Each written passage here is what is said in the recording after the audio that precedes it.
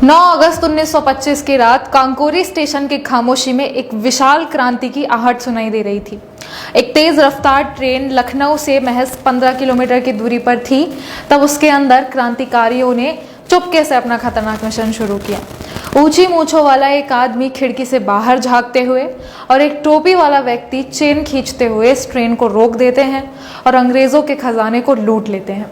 ये कोई साधारण डकैती नहीं थी, यह भारतीय स्वतंत्रता संग्राम की एक महत्वपूर्ण घटना थी, जिसे इतिहास में कांकोरी कांड के रूप में जाना जाता है। यह घटना भारतीय स्वतंत्रता की लड़ाई में एक मील के पत्थर के रूप में जानी जाती है।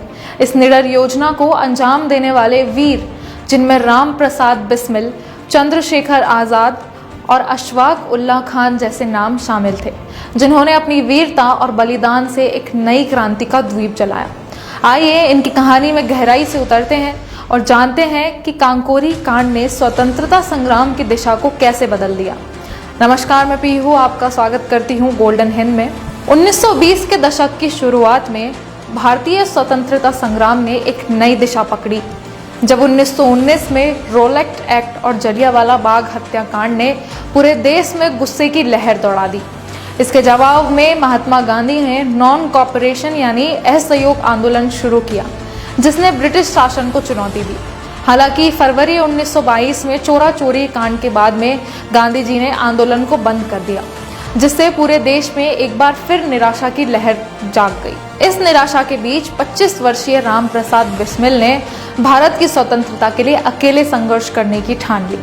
बिस्मिल ने अपनी कविताओं और विचारों के माध्यम से क्रांति की चिंगारी भरी और उन्होंने हिंदुस्तान रिपब्लिक एसोसिएशन HRA का गठन किया, जिसमें भगत सिंह, चंद्रशेखर आजाद और सुखदेव जैसे महान क्रांतिकारी शामिल हुए।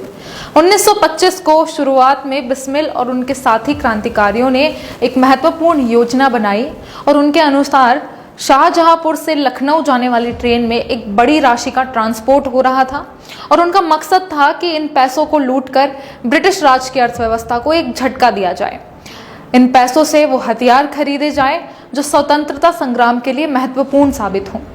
इस योजना के बाद में जब 9 अगस्त 1925 को वास्तव में शाहजहांपुर से पैसों से भरी ट्रेन रवाना हुई, तो ट्रेन में 10 क्रांतिकारी सवार हो गए और कांकोरी स्टेशन के पास ट्रेन के रुकते ही राजेंद्र लहरी ने चेन खींच दी, जिससे ट्रेन और धीमी हो गई।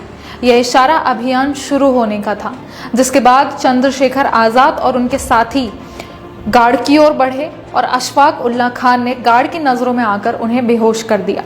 इसके बाद में उन्होंने तिजोरी को ट्रेन से बाहर पटरी पर फेंक दिया। सभी साथी अपनी सफलता देखकर बेहद खुश हुए और पटरी पर पड़ी हुई तिजोरी की ओर आगे बढ़े। और जब उन्होंने तिजोरी को खोलने की कोशिश करी, तिजोरी खोलने में उन्हें कई कठिनाइयां आई। लेकिन जब पटरी पर दूर से आती हुई एक मालगाड़ी को उन्होंने देखा, तो तिजोरी खोलने में उन्हें आसानी से सफलता मिल गई। मालगाड़ी के आने से पहले ही क्रांतिकारियों ने तिजोरी का पैसा अपने कब्जे में ले लिया और अंधेरे में गायब हो गए। इस साहसिक डकैती की खबरें पूरे देश में फैल गई और ब्रिटिश सरकार के लिए ये एक बड़ा झटका था।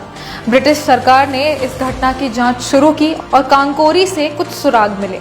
बनवारी लाल नामक एक क्रांतिकारी की चादर ने उन्हें ट्रैक किया और बनवारी लाल की गिरफ्तारी ने क्रांतिकारियों के इस नेटवर्क को ब्रिटिश सरकार के आगे उजागर कर दिया। इसके बाद में राम प्रसाद बिस्मिल, अशफाक उल्लाह खान और राजेंद्र लहरी को फांसी की सजा सुना दी गई और अंग्रेजों ने सोचा था कि भारतीय इस घटना से डर जाएंगे। लेकिन इन क्रांतिकारियों की मौत ने भारत में एक नई आज़ादी की लहर दौड़ा दी, जिसके बाद चंद्रशेखर आजाद ने हिंदुस्तान पब्लिक संगठन का नेतृत्व संभाला और अंग्रेजों से लड़े, लोगों को आज़ादी के लिए उकसाया। लेकिन 27 फरवरी 1931 को अल्फ्रेड पार्क में मुठभेड़ में उनकी शहादत हो गई, जिसके बाद में भारत में फिर निराशा की लहर दौड़ उठी। जिसके बाद कांकोरी कांड ने भारतीय स्वतंत्रता संग्राम को एक नई दिशा दी और वीर क्रांतिकारियों की कुर्बानी ने भारतीय युवाओं में स्वतंत्रता की आग को प्रज्वलित किया।